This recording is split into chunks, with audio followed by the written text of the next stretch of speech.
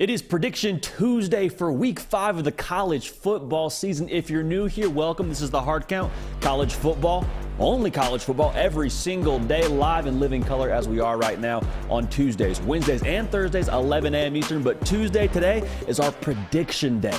Week 4 was phenomenal.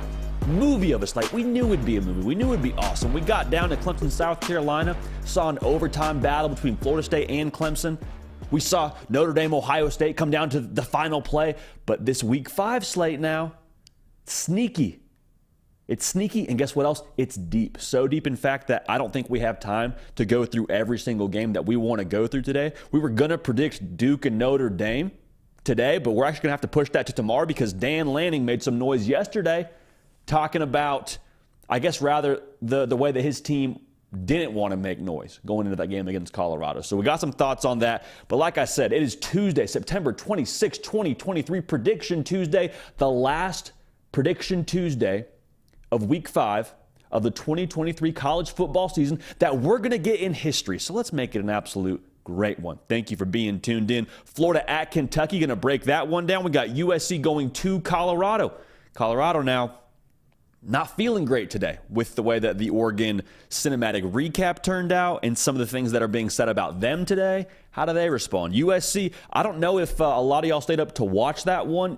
Arizona State actually gave USC some issues defensively. So where are we at there in Los Angeles? Where are we at on the defensive side of things in Los Angeles? Well, we're going to find out when they go on the road and play a really good Colorado offense. Give you our pick in that one. LSU going to Ole Miss. This is a game that will have a massive impact on who ends up representing the West in Atlanta. Cannot wait to break that one down. Then Tennessee going to South Carolina going to Tennessee rather. South Carolina going to Neyland Stadium at night. Tennessee, they went to South Carolina last year, and South Carolina spoiled their college football playoff hopes. Tennessee, I promise you, they've had this one circled for a minute now. South Carolina, I think, is actually a better football team than what you saw last season, regardless of what their record says right now. So I can't wait to watch that one and break that one down for y'all as well. We have a ton of predictions to get to, a ton to unpack as a whole when it comes to this show. Before we get to these predictions, though, I want to circle back to what I alluded to at the top of this show, and that is kind of the noise that surrounds the Oregon football team today after that cinematic recap came out as it pertains to Dan Lanning and Oregon and what they are. So, to kind of preface this whole thing, Dan Lanning was asked yesterday about a statement that was made on a very popular morning show, Undisputed. Skip Bayless essentially saying that Dan Lanning had a malintent towards the Colorado team with the way that his team, I don't want to say ran it up. I don't think that's the word you would use, but he's going for two. They're running fake punts when they're up. There was from the outside looking in, a feeling from Undisputed, at least from Skip Bayless, that Dan Lanning had a personal issue with Colorado. And I love so much what Dan Lanning said. To paraphrase, essentially he was like, listen, you guys got to see a couple of clips pregame of what I had to say to my team to get them fired up. But to be real, y'all were on the outside looking in. You were looking into the house from the window. You're not in the house. I'm in the house 100% of the time, and I know how my team felt going into that game. And it's my job to motivate our team to be ready to go win football games. And so, as a whole, in his response to that, he was like, listen, I understand, that's fine, but I don't agree. I have no issue with that. I don't have any other thoughts I'm giving towards that statement, essentially. Saying we're keeping it in-house, we're turning down the noise, we played how we played, and I motivate my team how I motivate my team. So, first of all, I'd play for Dan Lanning tomorrow. All right, I would pack up my things and go run down on kickoff for Dan Lanning in Eugene, Oregon tomorrow, because I think there's sort of this idea around what a player's coach is, in terms of our public perception of college football coaches. We think a player's coach is a coach who lets the players, wear just shorts and a jersey on a Wednesday practice, takes the pads off them, make sure that they're healthy. It's a guy who cancels practice during fall camp and surprises them with a water balloon fire or whatever it is. And I have no issue with that. I think that can be in the category of a player's coach, but make it very, very clear, having been in locker rooms, a player's coach is a coach who is for the players in the sense that he will publicly go and defend them and speak on behalf of them and is plugged in enough and understands where that team's coming from to go and defend them in the way that Dan Lanning's defending his football team and defended his football team in that press conference yesterday. And I referenced that cinematic recap because I think going into the game, there was this feeling that Colorado's being disrespected, Colorado's not getting any love, and Colorado's this, Colorado's that. And then we see different clips from that cinematic recap that the Oregon creative team put out, which was phenomenal, by the way. And there is quotes of Colorado players talking very personal trash pregame to Oregon at the 50-yard line. You have Colorado players stomping on the O. You have a lot of just very personal things from the Colorado side of things being directed towards Oregon. And I want to say this too, I don't have an issue with that either because it's football, all right? Like essentially between those white lines, it's war. Anything goes. However you want to conduct yourself, you are well within your rights to do so. So I'm not telling you what Colorado should or shouldn't do, but going back to what Dan Lanning said, if you're in the Oregon locker room, you feel it's some type of way about how that thing went leading up to that game. So when you have a chance now to make it personal within the game, when you have a chance to make it personal and go for two, to make a statement with your pads, as Dan Lanning would say, I loved it. And I love that my coach is giving us an opportunity to go and make that statement. That he's calling a fake punt on within our 20-yard line, that we're going for two when we're up. Like, that's what I think talking with your pads and letting your game talk essentially is, and I think that's what a player's coach is. Now, I want to make sure we say this too. We said this on our Sunday recap, but I know a lot of y'all just tune into the podcast, or maybe you tune into just the live show.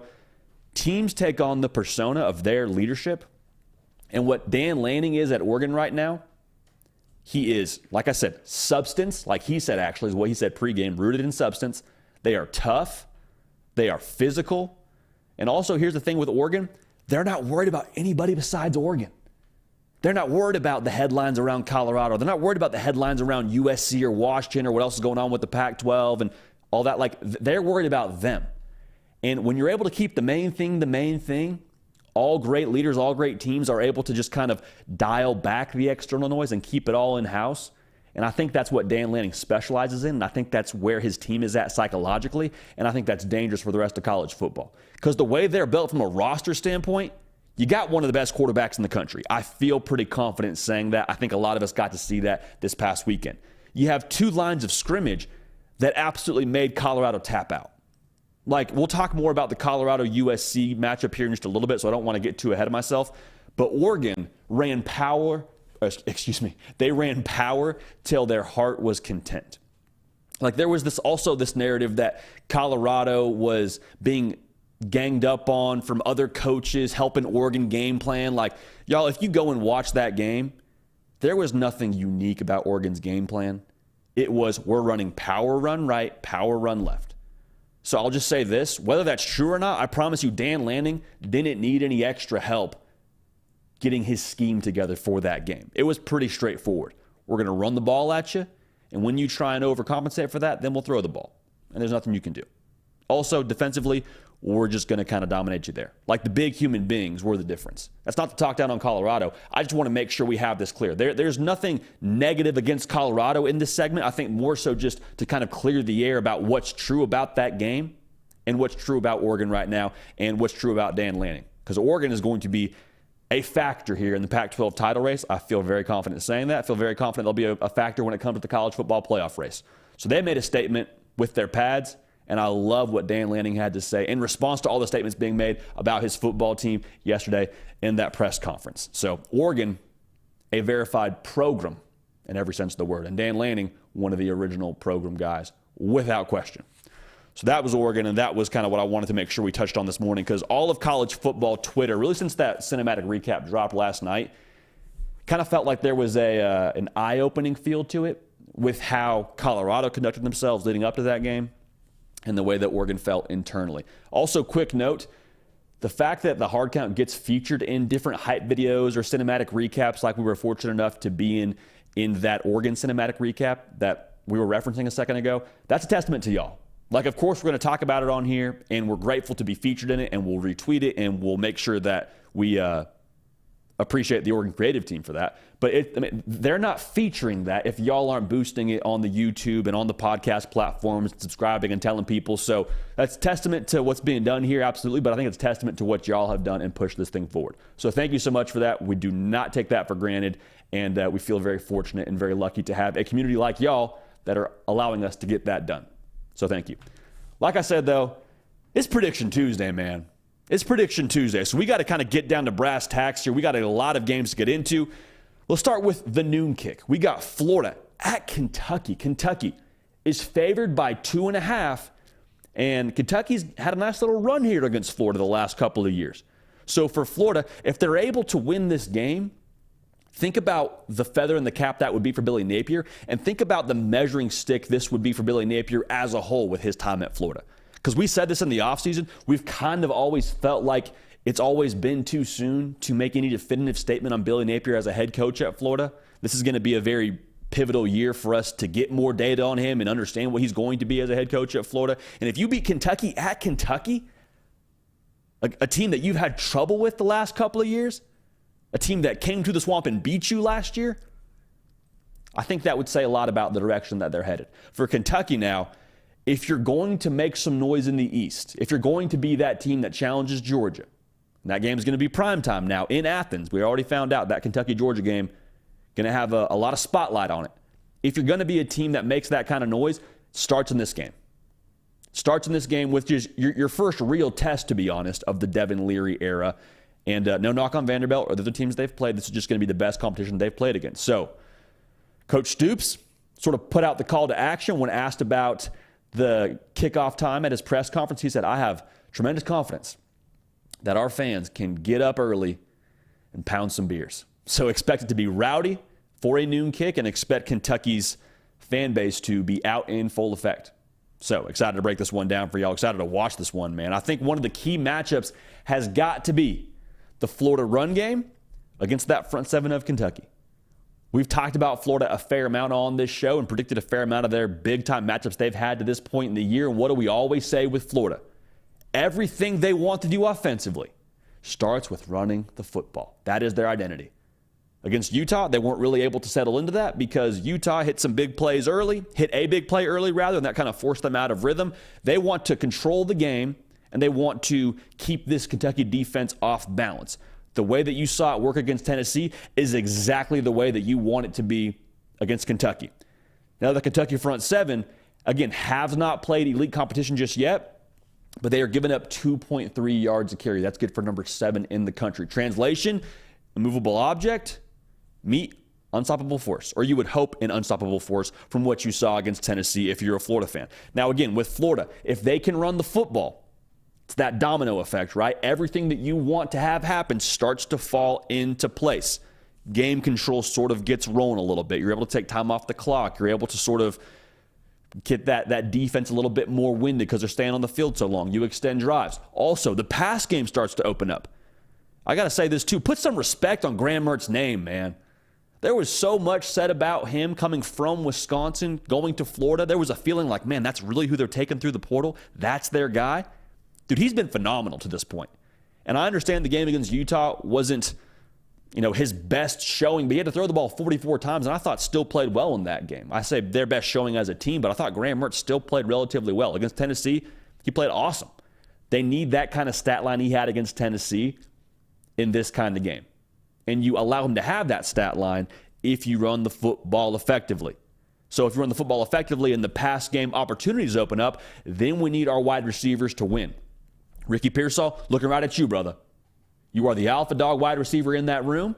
Need you to separate. Need you to go make some more OBJ kind of catches where you're like reaching over with your front hand and just doing the crazy one-handed snag.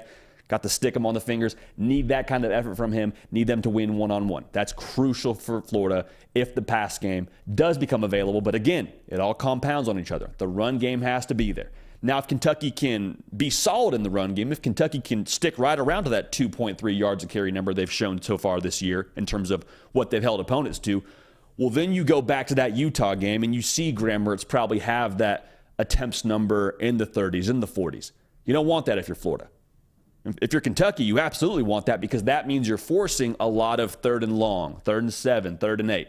And when you can sit back there and you have a better feel for the obvious passing situation, obviously, by nature of it being obvious passing down, your defense is better prepared to be aligned for success and just as a whole be able to get off the field, which is crucial for them in this game. So that's crucial to watch, a key matchup, the Florida run game against that Kentucky front seven. Now, another thing we got to watch in this game, Austin Armstrong, defensive coordinator for Florida, dialing it up against Devin Leary, the Kentucky quarterback. Now, when I say dial it up, I don't necessarily exclusively mean pressure. That could be a part of it. But I think for Devin Leary and for this Kentucky operation as a whole, man, they have so many weapons and they want to be a passing football team. They want to run the football, absolutely, but they are 54% pass on the year. They're pro style, and they want to let Devin Leary cook. Devin Leary and these weapons are too talented to where if you just kind of play vanilla, they're going to pick you apart. Dane Key is going to get his. Berrien Brown is an explosive play waiting to happen. So if you just kind of sit back and try and keep it all in front of you and just kind of try and play honest and try not to make a mistake and try not get exposed, like bad things are going to happen. You can't just be vanilla against Devin Leary and this offensive attack of Kentucky. You got to be exotic. You got to be creative. And if that's pressure, great. It could also just be disguising looks. It could also just be rock and rolling the safeties pre-snap and then going back to cover 2 when you were showing cover 3. Like, it could be something like that. But I'm just saying, you have to be, in some way, shape, or form, an operation that keeps Kentucky guessing. Have to keep them guessing. If you can confuse Devin Leary, or at least cause an acclimation period for Devin Leary early in this football game, well, then the Florida offense, what we say, they get to kind of wear on the defense. They get some more possessions to figure it out, and it will be paramount for Florida to be able to play with a lead. And if not play with a lead, at least play within a score.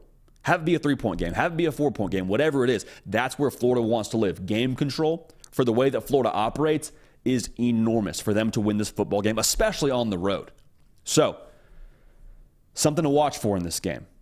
I would not be surprised in the slightest if we saw Kentucky take a page out of Utah's playbook. And what I mean, not necessarily literally, I guess it could be literal, but remember Utah, first play of the game. They come out swinging, dial it up, deep pass. Money Parks gets in the end zone. Wouldn't you know, already it's 7-0 Utah. If Kentucky can hit on some explosive plays early, if they swing the bat a couple of times, Berrien Brown deep, Dane Key deep, Tavian Robbins, like whoever it is, whichever playmaker you want to talk about for Kentucky, then the entire defense for Florida gets off balance. Going back to what we just said, then Florida gets into chase mode. This Florida team, as good as they are, as good as that backfield is, as good as that front seven looked against Tennessee, they are not built to chase you. They are built to go in close proximity, wrestle with you. They don't want to get into a track meet. That's not how they're built. So for Kentucky, if they're able to hit on a couple of those, one, you put them in chase mode, and then two, with that Florida defense being off balance, maybe that box is a little bit lighter. Maybe those linebackers don't trigger quite as quickly. Maybe Ray Davis gets to eat a little bit.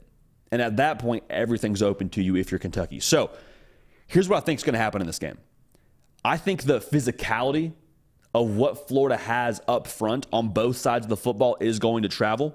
I don't think what we saw against Tennessee was a fluke. I think Tennessee didn't tackle well, but I do think Florida can run the football. I also think this defense for Florida is going to be aggressive. I do not think we see Austin Armstrong and that defense just kind of sit back, let the game come to you. Devin Leary will give you a chance to figure us out. Like, I think it is all gas, no brakes. And I'm not talking about Steve Sarkisian or Texas. I think it is pedal to the metal. We're playing with nothing to lose, reckless abandon. Like Austin Armstrong says, we're going to run, we're going to hit. Like, that's how Florida's going to get down in this football game. And if they can do that and be disruptive, we've talked about it here, that's advantage Florida every single time, getting this defense going and getting that Kentucky offense a little bit out of sorts, which is tricky to do with Devin Leary, but I think it's possible for them, and I think it's what's ultimately going to be the differentiator in this game. I think they're going to have to weather the storm. Do not be surprised if Kentucky gets out to a 7-0 lead. Do not be surprised if it is 10-3 at the half or whatever it ends up being. That wouldn't shock me. So for Florida, similar to what we saw against Tennessee in the Swamp, you're going to have to just kind of not panic. Everybody be cool, be calm. We've been here before. Stick to our game plan, run the football, and just keep chopping and keep chipping away. So I think it's close. I think Devin Leary does have a good day. I think these Kentucky receivers do impact the game, but I think the run game, and going back to what I said, the physicality of Florida ends up being the difference. Graham Mertz plays efficient football. I think Florida ends up winning this game 28-24. And think of what that does for Billy Napier. Think of what that does for the conversation around Florida. We've already talked about what they are on the recruiting trail. And those kids that committed to Florida in the summer, they were committing to an operation that won 6 football games, that had an over-under win total in Vegas.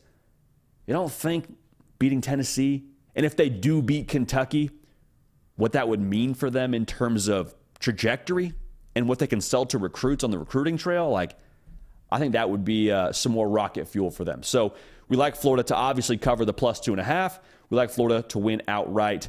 Cannot wait for that game. Going to be, in a lot of ways, it could be a trajectory definer for Billy Napier and for this Florida football team in 2023. So that's how we feel about Florida and Kentucky, and that's going to be it's going to be a good one, man. I mean, I think Mark Stoops putting out the call to action, saying, "Listen, I have confidence in our fan base to get after it early in the morning. It's noon kick. It's not a night game. We've never let our circumstances dictate our energy and our effort before. Why would this be any different? So that'll be a lot of fun. I cannot wait to watch how they show up for that game." Really quickly, man, I got to tell you about Prize Picks because I told y'all, I sat right here on, I guess it was our Thursday show, and I said, listen, we've kind of taken our lumps. We've had a second to try and get comfortable. We're getting more and more comfortable. And I promised y'all, I guarantee it. I said, we will have winners for you. We will have winners. If you tell us on Prize Picks, great. Do what you want to do, but we're giving out winners. And we absolutely did. So to kind of recap the week for you, we had Bucky Irving going for more than 80.5 rushing yards against Colorado. He had 89. And he didn't even play, I don't think, very much the second half. We had Will Shipley, more than a rushing touchdown. He did have a rushing touchdown. Also had a receiving touchdown early in the game, which made you a little bit like, they're gonna keep going to him. They did. Will Shipley got the more there. Rivaldo Fairweather, this one did not hit. We had him for more than 23.5 receiving yards. He had 5. Jason McClellan got a rushing touchdown for the more there for a rushing or receiving touchdown. Felt pretty good about that one going in.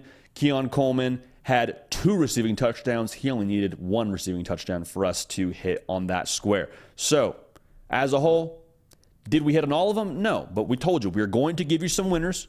We gave you some winners. So, if you want to tail us here going forward, we're going to give out some more picks this upcoming Thursday, on Thursday's show, same time, 11 a.m. Eastern. If you redeem code JD, Prize Picks, they're going to match you 100% of your deposit up to $100. So you say, JD, I want to tail, but I only have $10 to put forward. That's fine. Go ahead and put that $10 down. Redeem code JD. Prize Picks, they'll match you another $10. We've got $20 to work with. Let's go. Just kind of get that snowball rolling. So we appreciate Prize Picks, and we appreciate y'all rolling with us. And again, tune in on Thursday because I don't think we're done giving out winners. Matter of fact, I know we're not. So thanks in advance for y'all for locking in. Make sure you're subscribed right now. Make sure you've already liked the video. And make sure you're dialed into everything going on right here on the On3 YouTube channel. We appreciate y'all enormously. I'm going to plug that one more time here during this prediction video. And I had one of y'all ask me, JD, why do you do the subscription plugs at such awkward times during your videos? Like, we're halfway through the Colorado segment and you're telling me to subscribe. I understand. The reason why we do that, we clip these afterwards. And a lot of people don't get to watch the live show. A lot of people are tuned in much later in their day just watching the one-off prediction video. So if we can tell them about the live show, we can tell them to subscribe, and we get them there, then they have a better chance of joining us here. So I understand that it's a little bit of a like, why are you doing that? Kind of awkward, kind of clanky. I get it, but just roll with us here. And we're just going to try and keep growing this community to get everybody into the program. So we appreciate y'all in advance for rocking with us there.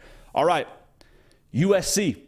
Going to Colorado, 21.5 point favorites. This is a noon kick on Fox. USC, man, did not look phenomenal defensively against Arizona State. Had some good showings, had some good things on tape, but even so, man, it kind of felt like Arizona State was able to catch them slipping just a little bit in Tempe. Now, to be fair, they emptied the clip. We'll talk more about that here in a second. USC, this is your chance to turn the volume down on what people are saying about your defense. That's kind of been the running storyline is USC's not playing defense, USC's not doing this. What happens when they play Utah? What happens when they play Oregon? Like Colorado, make no mistake about it, that is a good offense. They got their problems on the offensive line without a doubt. Shedeur Sanders, I think he's for real. Xavier Worthy, Jimmy Horn Jr., I think they're for real. Dylan Edwards. Like they have a lot of very legit playmakers. And if USC isn't ready to roll in this game, they're going to score points. I also want to make sure we say this. Everyone is going to compare USC's performance in this game to the way that Oregon took care of business against Colorado. Like different situations, I understand USC's going to Boulder, Colorado went to Oregon, but this is going to be the common denominator now after this week that people say, well, USC scored this many points and did this against Colorado versus what Oregon did and beat Colorado by 30 plus. So just keep that in mind now. I promise you, USC, I think they have some gauge for that. And that's going to shape the conversation a lot for us going forward. Make sure you're subscribed right here to the On3 YouTube channel. College football, only college football, all right? No agendas, nothing extra added into this whole show. Like, it's just ball, all right? We appreciate every other show that exists that talks college football because it helps move this whole thing forward. But we just stick to ball around here, okay? Nothing extra.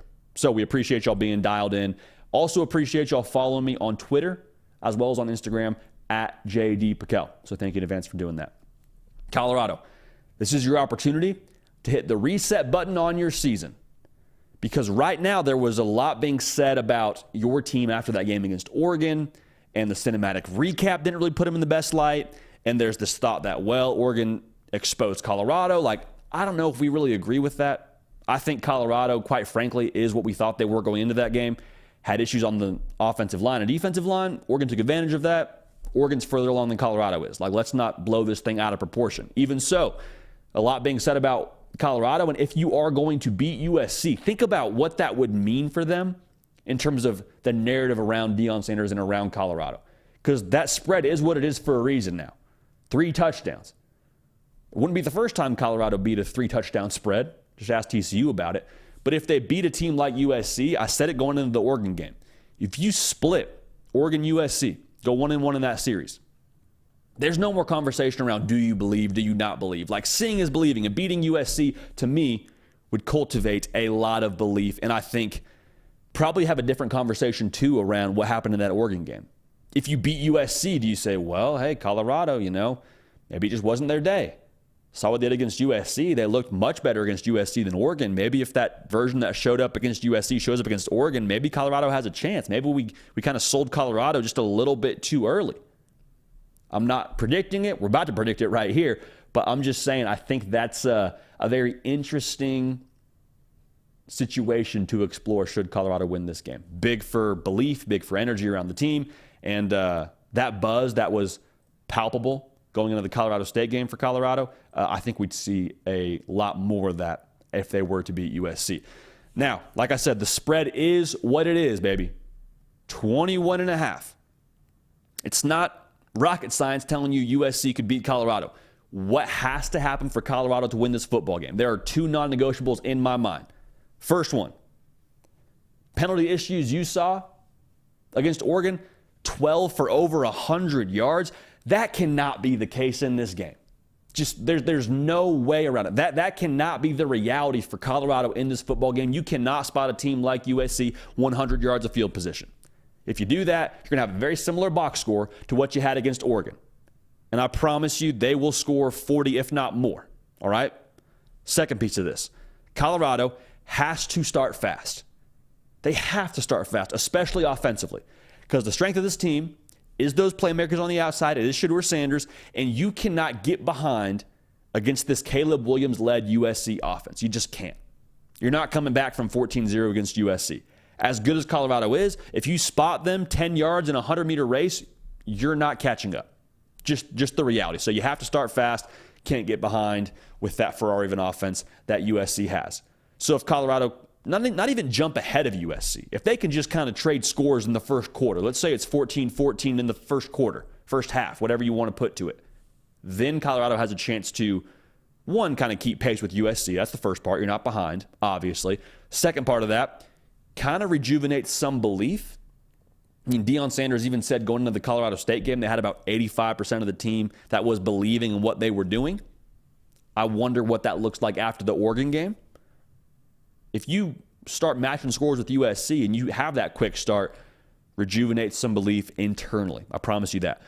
So the chess game that I'm watching right here is between Sean Lewis and Alex Grinch. Sean Lewis, the offensive coordinator for Colorado. Alex Grinch, the defensive coordinator for USC.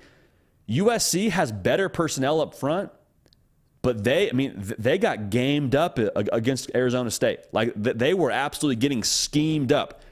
Colorado can win one-on-one if they're able to earn/create those one-on-one matchups. And Sean Lewis has called phenomenal games all season long for Colorado. I don't think the game against Oregon was the exception. I think you were just, quite frankly, out-personneled up front.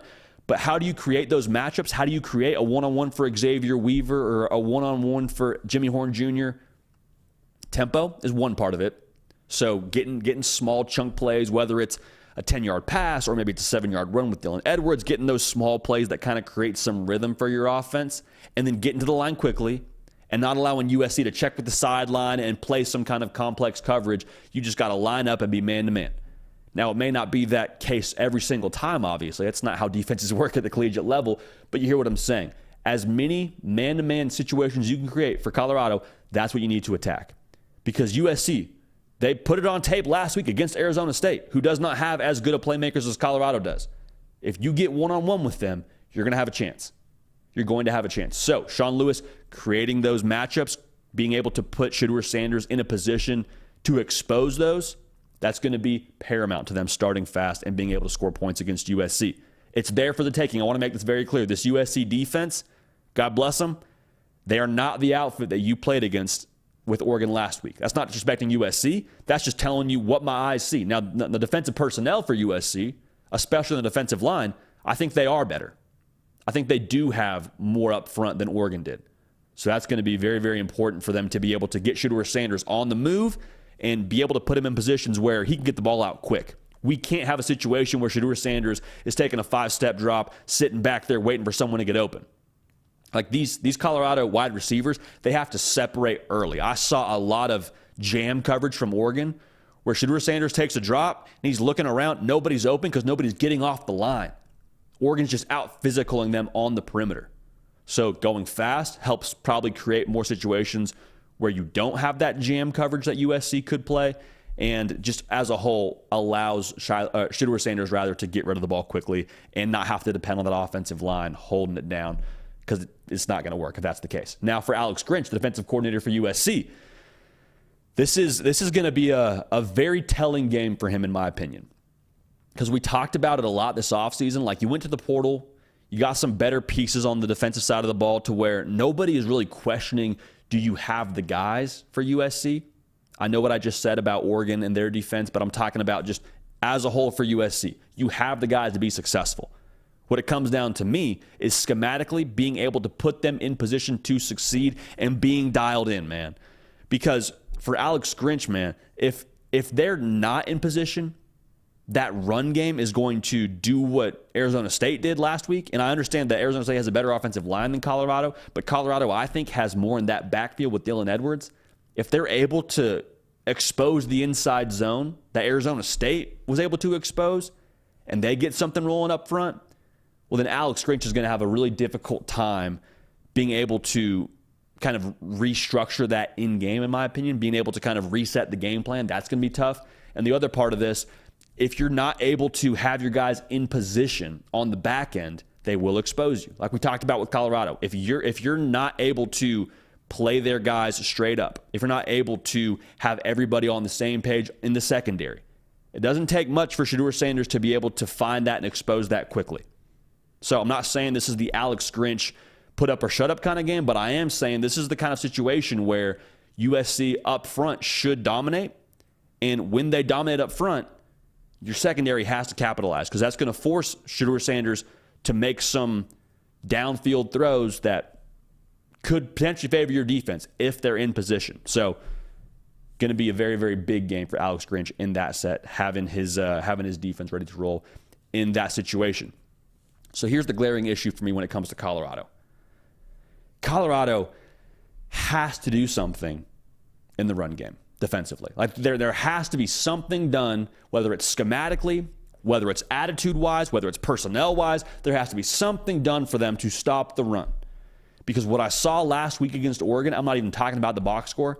When I saw Oregon just routinely run power right, power left, and watch those Colorado linebackers, you can go look at it for yourself on the YouTube cut up.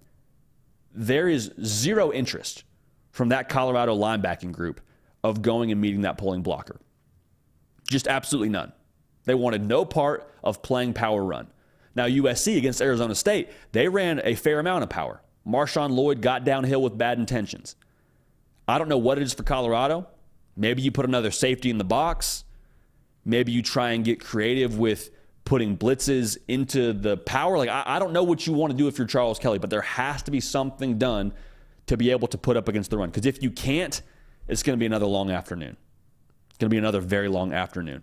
Now, the other part of that, which is a compounding issue, for Colorado, even if you have some early success against the run, even if you're able to hold USC, let's call it 25 yards in the first half or so, maybe it's the first quarter, I don't know. You have some success where you're able to stop the run to some degree. You still have to deal with Caleb Williams. And what this USC offense is built to do with Lincoln Riley, they want to spread you out. They want to go with some tempo as well. And they want to create one-on-one matchups. The key thing for USC, they want to play in space. Why wouldn't you? You got Zachariah Branch. You got Mario Williams. You got Michael Jackson. Dorian Singer. Like, there's so many pieces for USC that thrive in space. And on the flip side of that, Colorado's defensive backs, Colorado's really second level of their defense, they've struggled in space all season long. And the finisher, in my mind, is you got Caleb Williams. So even if maybe you have that first play schemed up right and you're in position and, okay, we got him, we're in the exact right defense for this play, Caleb Williams can run around back there, make some stuff happen. And it's tough to guard these wide receivers for USC for any length of time. But when you go from having to guard them for a 2-second count to a 4-second count, somebody's going to get open. There's going to be big plays to be had. I haven't even mentioned Brendan Rice just yet. So I think the USC defense has legit issues. I want to make that very clear. I think they have issues. What I saw against Arizona State was extremely concerning. It's one game. In October, they will really have to have a put up or shut up kind of game against Notre Dame. But if they don't bring it in this game, Colorado will score points. Now, the other thing I think Colorado actually will score points. How many? That's kind of the major question, I suppose. But I think that's going to be something that we see from this offense. I don't think it's a situation where they just get shut out to a degree like they did against Colorado. They scored 6 points, but you hear what I'm saying. It was tough sledding for Colorado in that game. I think they have a little bit more rhythm offensively. But at the end of the day, man, I think USC has too much firepower.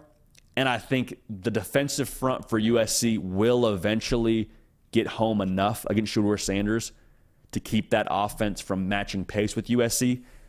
The over-under in this game is right around 71. Feels like a lot of points, but I would not touch that 21.5-point spread against Colorado, even what we saw last week. I think USC wins this game 45-24. I think if you're USC, you come away from this game and say, all right, defense made enough plays, but like, hey, we got what was good enough for Colorado is not going to be good enough for Oregon, not going to be good enough for Notre Dame. For Colorado, that stress test we talk about for them, we go through another week of that. Sort of gets amplified because if you drop those 2 games in a row and you have 80 guys through the transfer portal that all just got there, that's going to be a very, very telling week after where, especially with so many new guys, like, do we see them come together and say, okay, hey, we're all here for one purpose. Let's get this thing figured out. Let's get rolling. That was a tough 2-game stretch. Let's get back to what we want to do. Or is it a thing where, hey, we all just got here. We don't have the history that maybe some other teams have together. Like, we all transferred for our own self-interest, which is fine. It's why you transfer, for your own situation. But do we see that sort of start to pull them apart? I'm not insinuating anything. I'm just asking the question if the game goes the way that I just predicted. So, big game for USC, big game for Colorado. Cannot wait to watch it. We're going to learn a lot about both those programs. And again, man, for Colorado, 2 things can be true.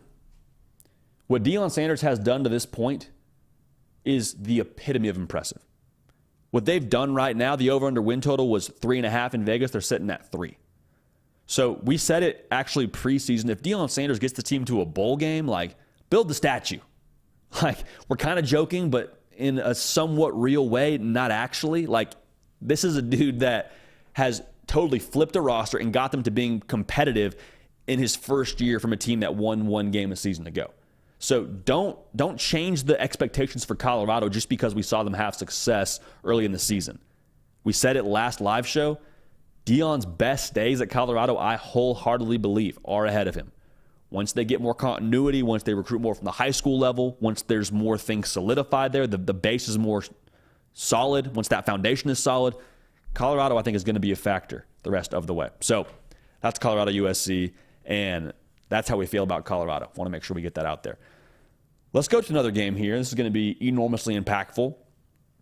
LSU at Ole Miss in Oxford. This is a game at 6 Eastern on ESPN. The line is somewhere around 2.5 or 3 favoring LSU on the road, mind you. LSU coming off a game where they took Arkansas to the wire in Baton Rouge at night. KJ Jefferson gave them issues. LSU found a way to get it done.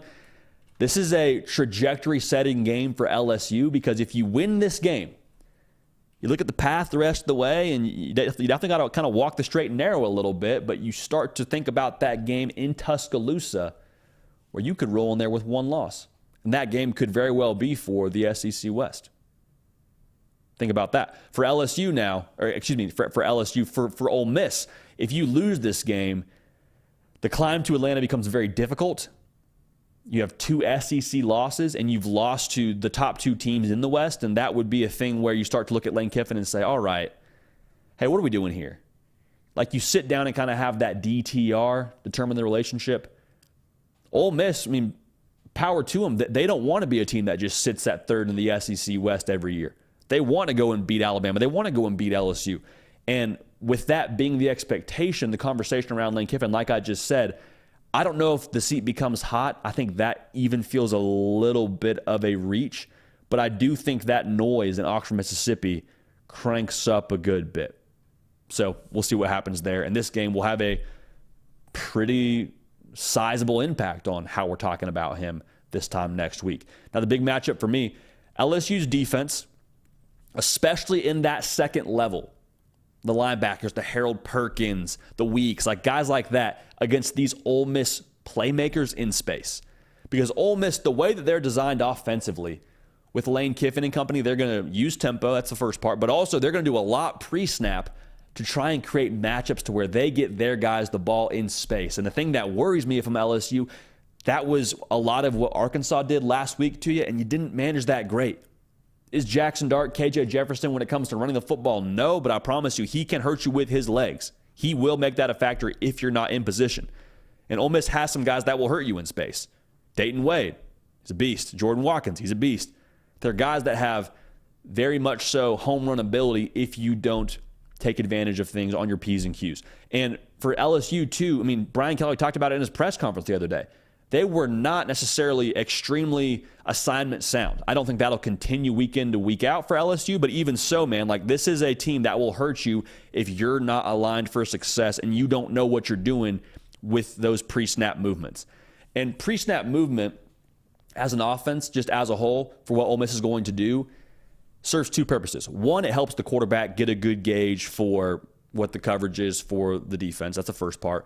But the second piece is it kind of makes you hit the reset button if you're a defense, because anytime the receiver motions from one side to the other, you have to check, you have to communicate. And as you're doing that, it becomes more difficult to just play ball. Like it forces you to kind of think a little bit more, unfortunately. And when you're thinking on the football field, like things may be going wrong, you got to just know it. And LSU, as of last week, did not prove that they were in sync enough to just know it and just play football. They got great athletes, they got great personnel, but if they can't capitalize on their opportunities defensively and they don't play that pre-snap motion right, gonna be a long afternoon. For reasons I just said, Ole Miss has the guys to hurt you.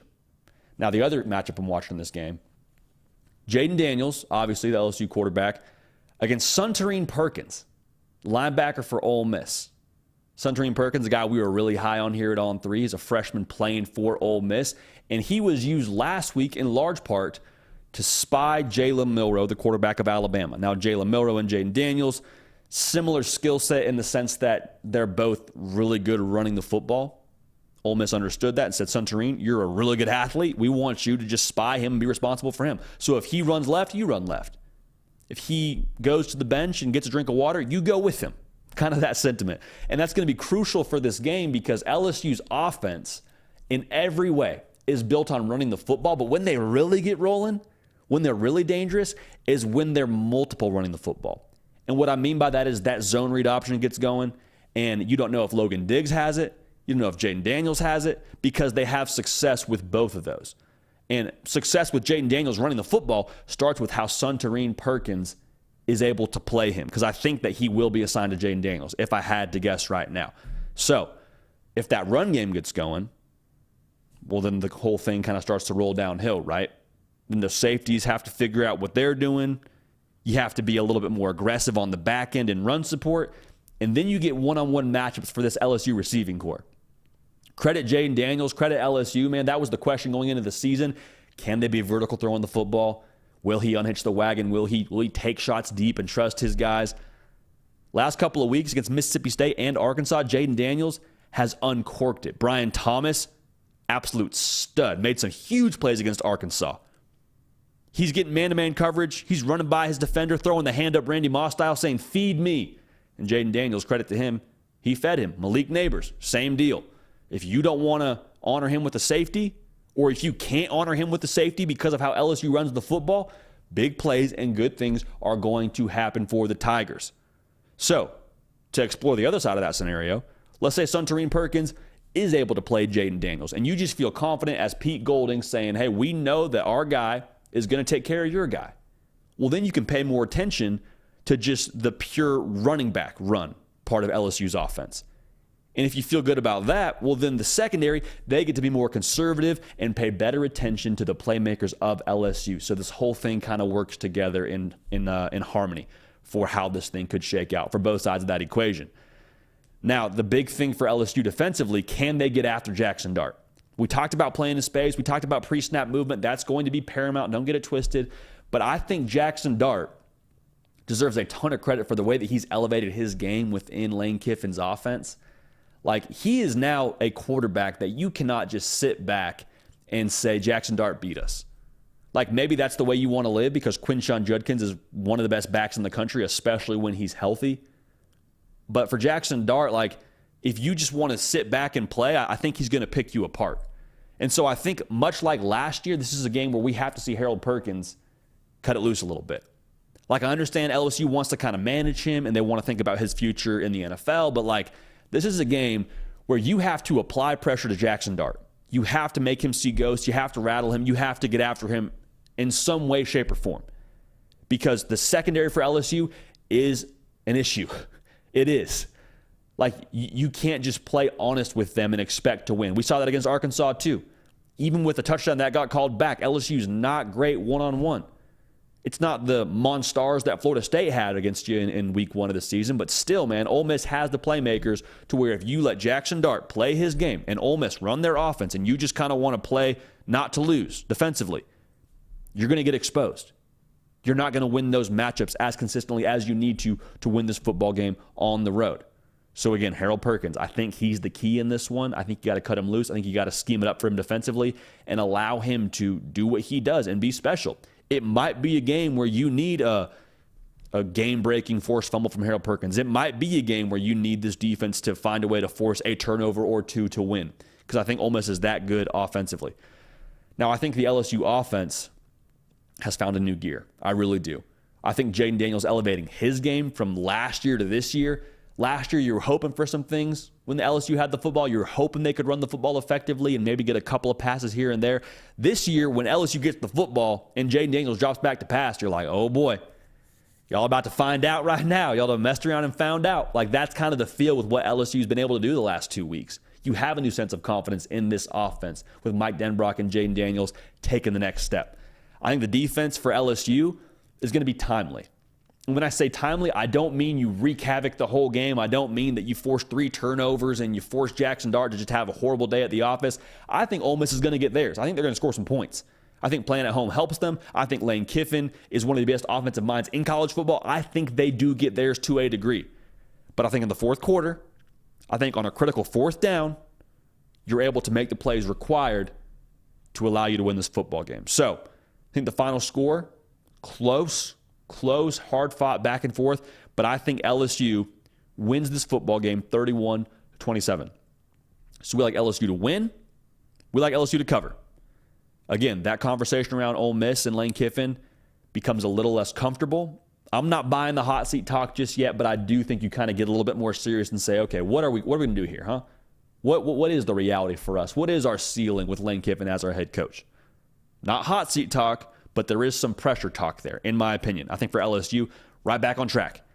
That game against Florida State, you buried the tape a couple weeks ago.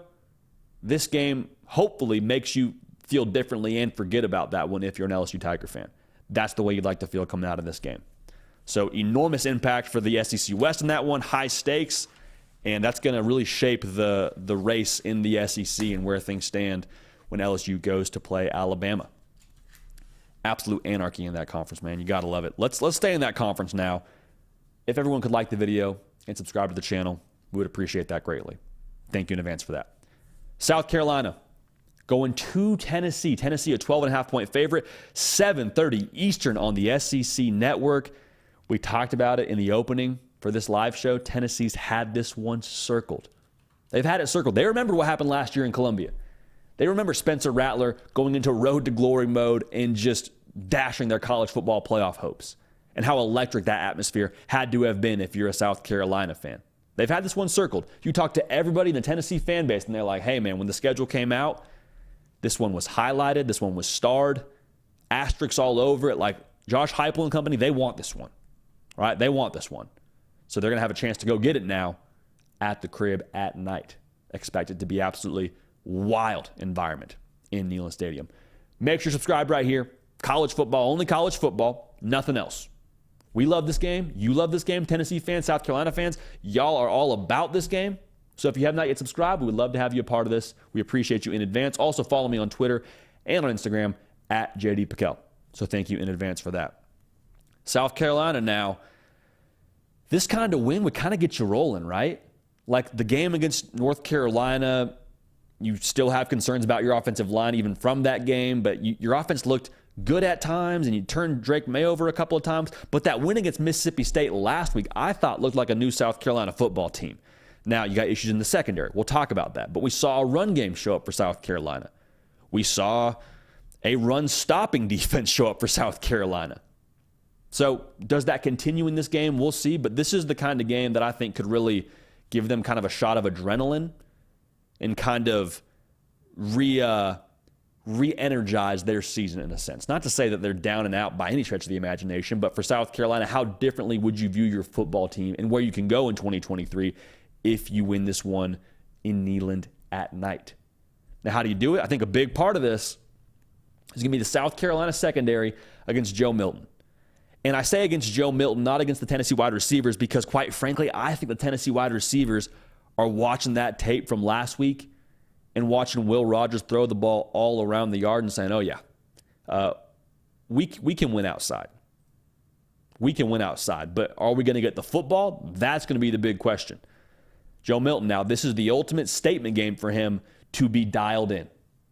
Because if he's dialed in, we might see Tennessee of last year. We might see them score 50 points. We might see them put up ridiculous passing numbers. It's still built to run the football as this Tennessee offense, but I'm telling you, there's going to be big plays to be had. Tennessee has the receivers to win the matchups. If Joe Milton's not dialed in, though, things get kind of interesting. Because I happen to believe what we've seen from South Carolina offensively, I think that's real. I think what they did against Georgia is real. What they did against Mississippi State, that's real. And if Tennessee doesn't get it rolling offensively, I think South Carolina is going to have a pretty good opportunity to score some points. I don't think it'll be a situation where you can kind of just sit back for a quarter and a half. Defense will figure it out. you got to just eventually get your footing. Like, I think it'll be like ready, go, set kind of game for Tennessee with the kind of pressure South Carolina will apply offensively. Now, the other part of that, though, is South Carolina being able to beat the Tennessee pressure. And the matchup I have for this one is Spencer Rattler and Xavier Legette against this Tennessee pressure.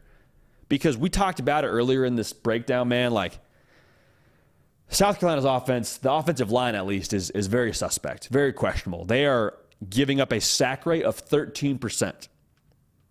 Y'all, 13% of the snaps, they're giving up a sack. How difficult must that be to be Spencer Rattler these days, man? He's playing some of his best football, and he's got like a Mississippi and a half count to be able to find an open receiver. Credit Dow Loggins for the way they've schemed it up for him the last couple of weeks and tried to get the ball out of his hands quickly. Tennessee, they're going to, one, attack Spencer Rattler because that's how the defense is built. Two, they're going to test that offensive line of South Carolina. Like, they're going to make sure they force the issue early and often. So the test then becomes, is Spencer Rattler able to, one, ID that pressure, two, know where he's going with the football right away, and three, this is crucial, can Xavier Legette win early? And when I say win early, can he win early enough in the play to where he's an option to catch it for Spencer Rattler? Because we've seen, if he gets the football in his hands, he's always a liability to take the distance. Like, he is always a home run threat for South Carolina. The trick, though, can he, again, win early, and can Spencer Rattler find a way to get it to him quickly enough before that Tennessee defensive line pressure gets there? They may not have to dial it up. It might just be, hey, we're rushing with 4. Good luck kind of thing for Tennessee and South Carolina. Like, that might be the way they get to Spencer Rattler. And if they get to Spencer Rattler, a couple of things become available to you if you're Tennessee. One, the obvious part is the likelihood for mistakes for the South Carolina offense goes way up. Like, we're probably seeing Spencer Rattler put the ball in jeopardy more. We're probably having more opportunities to create turnovers for Tennessee. Like, that's a big part. The other part of it, at the very least, if you get home, you force a 3rd and 15, 3rd and 20, 3rd and whatever. There's not many plays for 3rd and whatever in your playbook if you're an offense. Like, as good a coordinator as Dow Loggins is, as good a quarterback I think Spencer Rattler has played himself into, you don't have many remedies for that kind of situation. So at that point, Tennessee can play back a little bit more conservatively and then have, going back to what I said, the chance to create more turnovers, and at the very least, be able to get your offense back on the field and start to put pressure on the South Carolina side of things. So even with the emphasis on the quarterbacks in this game, because make no mistake, like, that is the way this game is going to go. As Joe Milton goes, as Spencer Rattler goes, this game will go. I think it may come down to the line of scrimmage. Like, this might be a game where the quarterbacks both put up big numbers, and it's close going into the fourth quarter, and Tennessee gets the ball with, let's say, 4 minutes left to go. It may be on Tennessee, if they're up, let's say, 3 points at that point, to be able to run the football, ride the offensive line, which you hope you're healthy in this game. You hope you have all your guys in this game to be able to give your best effort on the offensive line and to be able to take the ear out of the game and take a knee and have that be the way the game finishes, not even give South Carolina another chance. For South Carolina, on the same side of things, like, Mario Anderson, the way he ran the football last week gives you a lot of concern for balance within this offense. I'm not even looking for balance this week. I'm just looking for, can you find a way to be timely and put the game on ice when that opportunity presents itself? Because the thing you'd want to avoid is you got 3 minutes to go. It's South Carolina's ball, and you pick up 3 yards. Tennessee's able to just call a timeout, get the ball back, and that's how you end up losing the game. I think the timeliness of the offensive and defensive line play for both sides is going to be a deciding factor. Is it the headliner? Maybe not. But I think that is going to ultimately be what determines the outcome of this game, especially late. So I think Spencer Rattler, I think he does get his.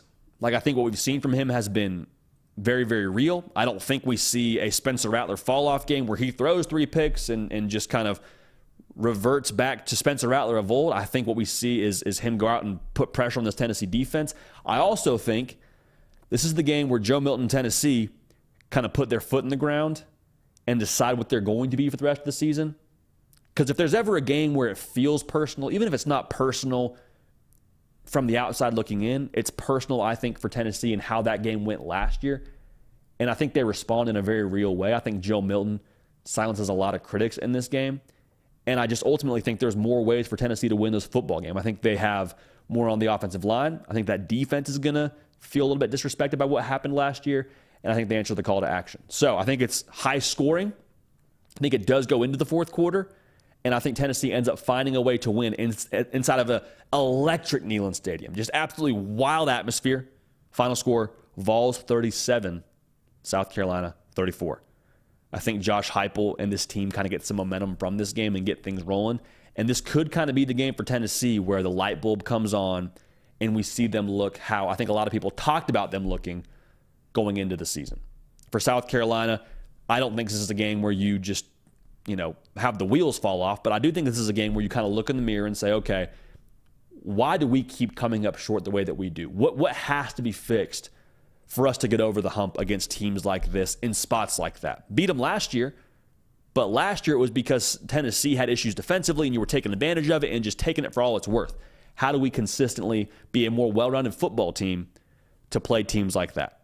I think that could be the storylines coming out of that game.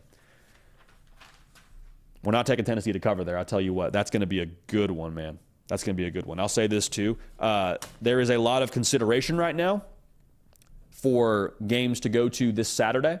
We may or may not be on the road, but get at me on Twitter, get at me on Instagram, at JD Pickell, and let me know where y'all want to see us. All of those games I was just talking about, we are considering. USC, Colorado, just logistically a little bit tricky to get to, but we're considering those games. Also considering just attacking the day from the Sony Stadium. But let me know where y'all want us to be at. Let me know if you want to see us somewhere, and we will, of course, let y'all know if and when we are going somewhere. So thank you in advance for that. Get in the chat right now. Let me know y'all's thoughts, questions, concerns as it pertains to week 5 of the college football season. Let us know your picks. We're about to be joined here by Nick Brake, the keeper of the queue. Before we do that, though, I want to talk to y'all a little bit about Rowback. Because Rowback is an operation that we have trusted here for a long time.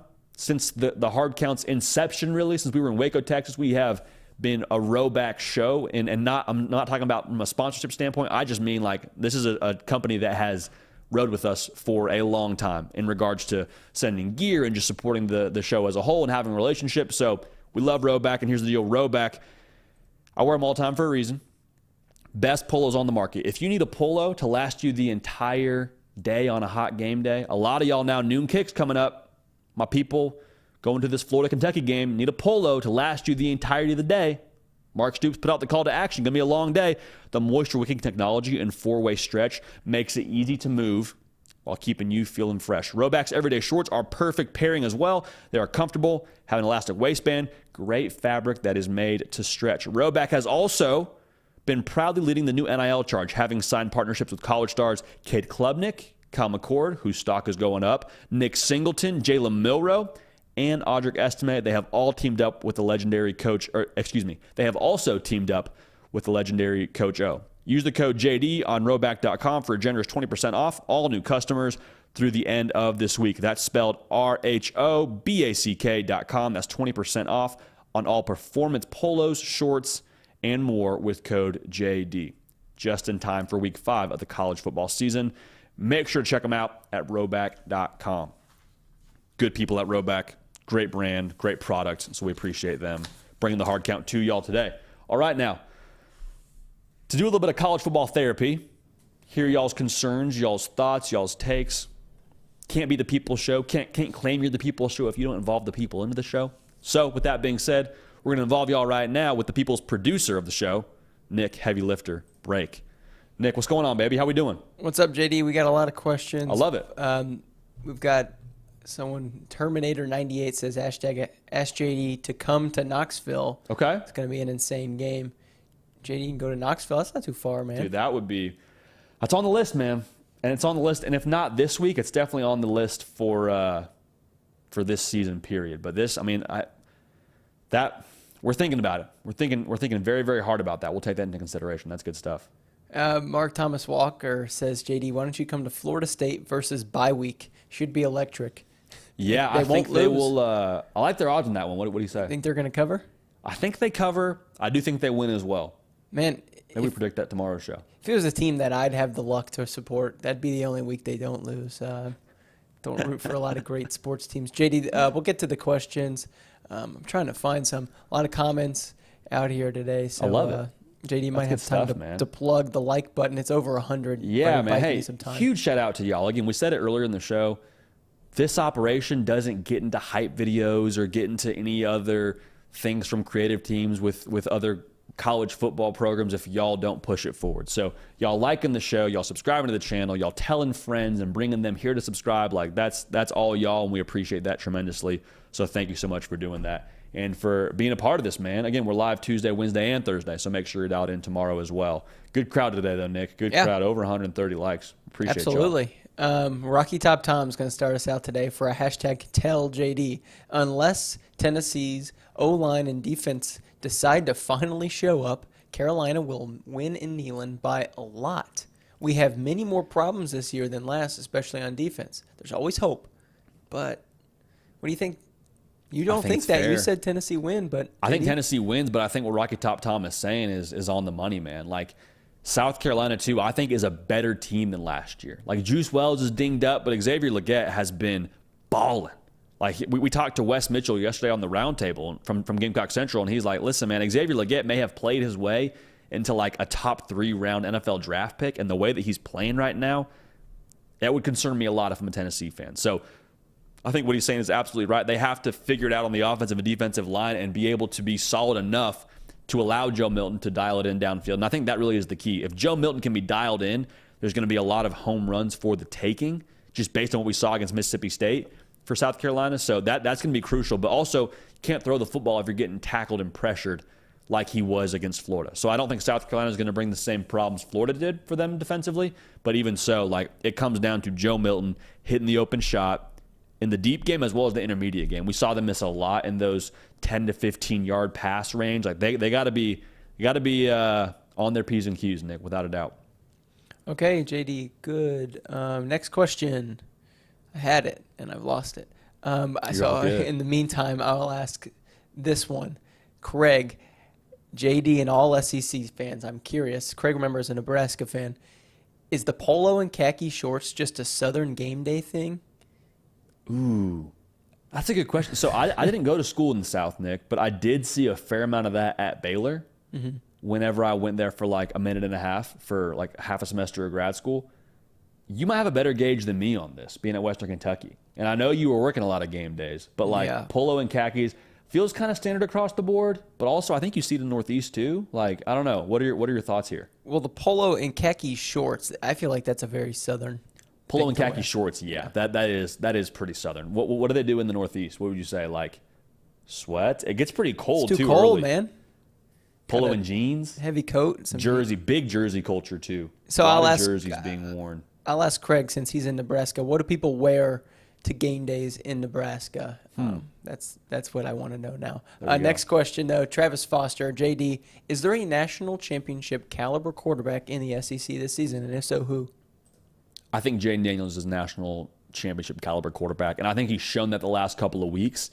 I think Carson Beck has all the tools to be a national championship caliber quarterback. Still kind of wait and see mode for me on Jalen Milroe. I don't think it relies on him to be the national championship winning quarterback. I just think Bama's formula is going to be let's run the football and let's play good defense and not have it be a thing where he has to throw for 300 like Bryce Young did last year. So to answer the question directly, I absolutely think there is. And I think Jaden Daniels right now, for my money, has to be the best quarterback with the team with the best chance to compete for the college football playoff. That Florida State loss, it's going to sit funny with a lot of people for a while, and I do not blame them one bit if that's kind of the issue with you when it comes to LSU and their playoff resume. But I think as we get further and further into the season, if they beat Ole Miss and they beat Bama, and if they win the SEC, like at that point, a one-loss LSU is in. So I think Jaden Daniels, to answer that question, is national title caliber. And the last couple of weeks, man, with what he's done throwing the football down the field, Nick, like he is just slinging the pill all over the place, man. His receivers have made him look good. Brian Thomas and Malik Neighbors both been eating greedy last couple of weeks. So, yeah, I'll go with Jaden Daniels there. Man, we've got a commenter, Jay Floyo11, very mad that I have not asked this question yet. I'm getting to it. It's just kind of a very obvious question. He wants to know, is Brian Kelly going to get fired if they lose this weekend? What kind of question is that, man? No. He's not going to get fired? No, he's not getting fired. We appreciate the passion as always, but that is just not going to happen. Not going to happen. We appreciate that, though. We appreciate the engagement. We appreciate you being dialed Absolutely. in. I like every comment. If Don't Brian, unsubscribe, though, man. I got to it. There's just 0% chance that happens, but we love it. Yeah, absolutely. JD, what would have to happen for Brian Kelly to get fired this year? Oh, my gosh. Anything? Like there is nothing on the field that could happen that would allow him to get fired. Yeah, that's They true. could lose every single game the rest of the way, and he would still be the head coach at LSU. And that's on the field. Off the field, we can't predict anything like that. Like, that's just not even close to our jurisdiction, so I won't even touch that. On the field, nothing that can happen that will keep Brian Kelly from being the head coach at LSU in 2024.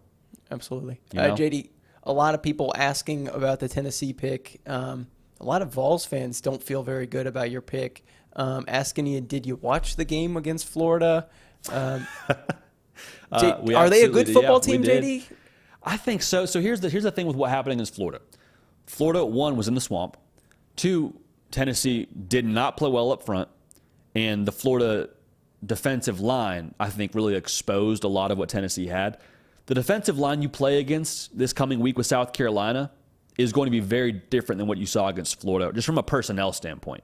Like, I don't think the size will be on par. I don't think the exotic nature of the defense will be on par. Like, it's going to be a much easier task defensively. No shade to South Carolina.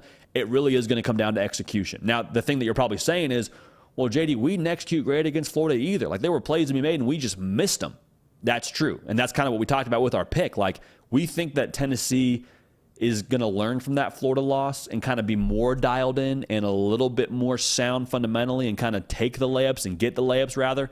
But, yeah, if you don't, execute the plays that are there, I mean, in any football game, you're going to lose. So we still feel good about Tennessee. And obviously, as we do every single Sunday, if we're wrong, we'll come in here, we'll talk about it. We'll admit that we were wrong, and we'll talk about why we were wrong and talk about why we thought what we did and why what we thought didn't come true. But I feel confident picking Tennessee. Also, Vegas has Tennessee as a 12.5-point favorite. So if there's any confidence to be taken from someone else, take it from Vegas.